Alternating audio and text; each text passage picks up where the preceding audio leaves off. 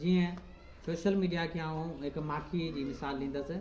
ॾिसो माखी केॾी मिठी आहे, हुनखे माण्हू खाईंदो वेंदो आहे त मज़ो ॾींदी वेंदी आहे।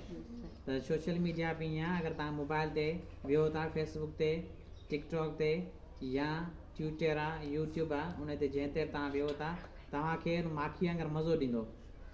यूट्यूब वग़ैरह हुन मां पिया खाईंदा वेंदो, पिया ॾिसंदा वेंदो, राति जा तव्हांखे 12-1 बि थी वेंदो आहे, पर हुन मां ढो तव्हांजो न थींदो आहे। पर ज़्यादा माखी खाइण सां बि नुक़सान थींदा आहिनि, शुगर वधी वेंदो आहे, माण्हू बीमार थी पवंदो आहे।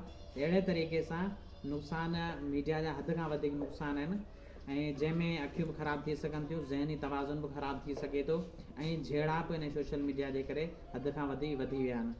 सो सोशल मीडिया खे कोशिशि करियो त इख़लाक़ जे दायरे में इस्तेमालु कई वञे, त जीअं असां वधि खां वधि इन मां फ़ाइदो हासिलु करे सघूं।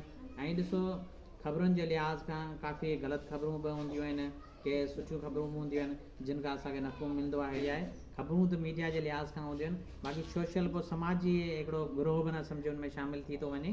त समाजी गिरोह में त मुख़्तलिफ़ माण्हू जेके रहनि था, मुख़्तलिफ़ सोचनि जा माण्हू रहनि था, मुख़्तलिफ़ क़िस्म जा माण्हू रहनि था, जेके मुख़्तलिफ़ ॻाल्हियूं शेयर कनि था, मुख़्तलिफ़ पंहिंजा दिमाग़ में शेयर कनि था, मुख़्तलिफ़ जेके हुननि जा स्टेटस आहिनि, किरदार आहिनि जेके उहे हुन में शेयर कंदा आहिनि।